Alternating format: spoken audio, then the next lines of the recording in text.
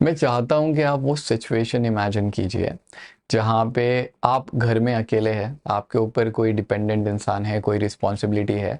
ठीक है, ऐसा समझो घर में कोई नहीं है, मम्मी की तबीयत खराब हो गई, क्या करोगे? उस वक्त पे ना हमारे अंदर से एक अजीब सी पावर जागती है, जहाँ पे हम लोगों को कॉल कर रहे हैं, हॉस्पिटल में बुक कर रहे हैं, दवाई लाने की ज़रूरत है, दवाई लाने जा रहे हैं, और हम 10 जगह किसी को पूछते नहीं हैं। हम सोचते हैं कि जो भी काम है, जो भी सिचुएशन है, जो भी अभी है, बॉस मैं इसको हैंडल कर रहा हूँ या कर रही हूँ फॉर दैट एग्जाम्पल।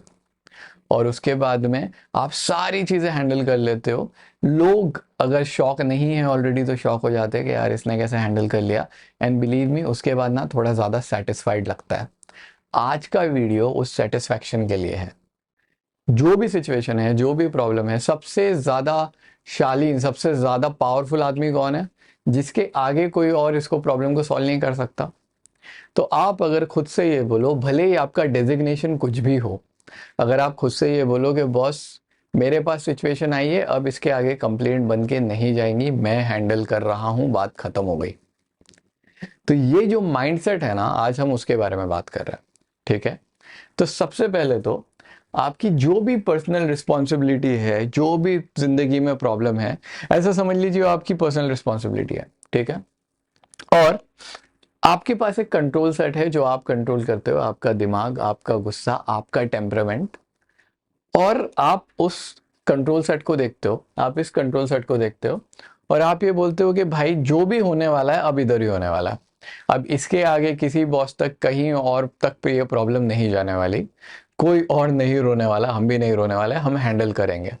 क्योंकि जो भी चीज़ हो रही है ना, जैसे भी हो रही है, जितना मेरे कंट्रोल में है मैं हैंडल करूंगा, उसके बाद मैं आगे छोड़ दूंगा। इस जो चीज़ है जहाँ पे हम अंदर की तरफ ध्यान देते हैं अपने कंट्रोल में, उससे कहते हैं लोकस ऑफ कंट्रोल। ये बिलीव करना कि चीज़ें आपके कंट्रोल में हैं। अब इसका साइंटिफिक फैक्ट ये है कि जब आप ऐसे बिलीव करते हो ना कि चीज़ें आपके कंट्रोल में और आप हैंडल करोगे, तो आपका सेटिस्फैक्शन लेवल अपने आप बढ़ जाता है। ये जैसे रिसर्च में हमने बोला ना कि 70% लोग बिलीव करते हैं कि दूसरों की वजह से उनकी प्रॉब्लम क्रिएट हुई है।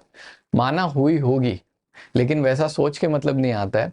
सेम वे 40 to 50% लोग ये बिलीव करते हैं कि चीज़ें उनके कंट्रोल में है ही नहीं। उनका लोकस ऑफ कंट्रोल मतलब उनकी ज़िंदगी जैसे आगे बढ़ रही है, वो कोई और कंट्रोल कर रहा है।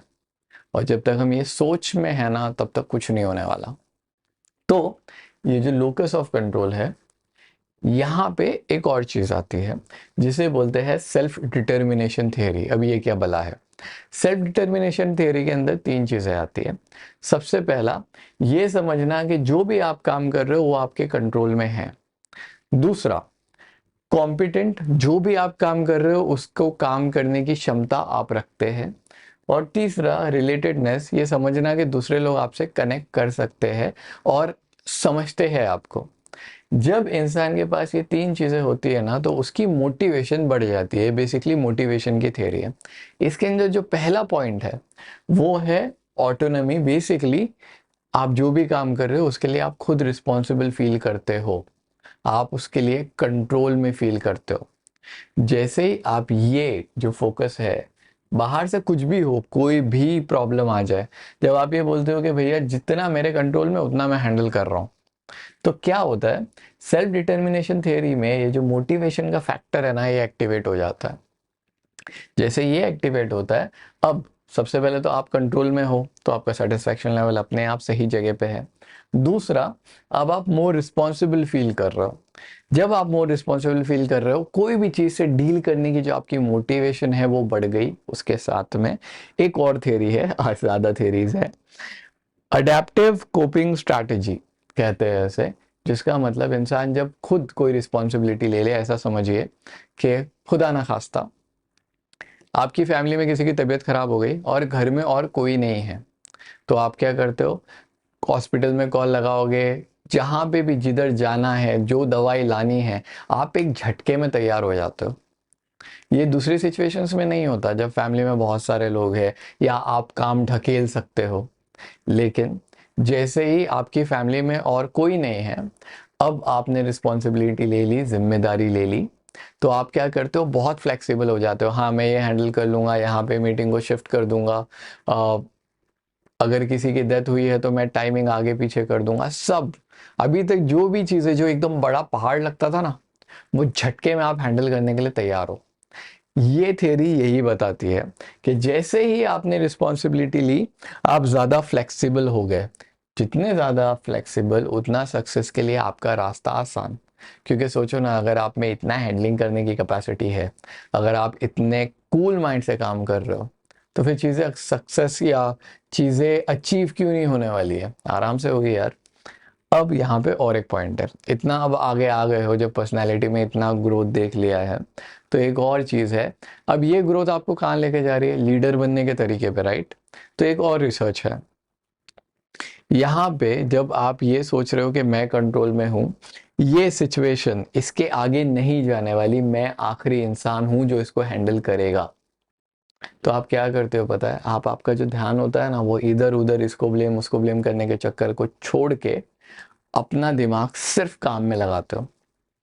अब जब आप ये कर रहे हो, तो what happens is you only control two things, your attitude and your reaction. आप सिर्फ अपना एटीट्यूड कंट्रोल कर रहे हो कि मैं कैसे बिहेव करूँगा, और आप अपना रिएक्शन कंट्रोल कर रहे हो कि जो भी सिचुएशन हुई है, अब भैया इससे कैसे हैंडल करना है।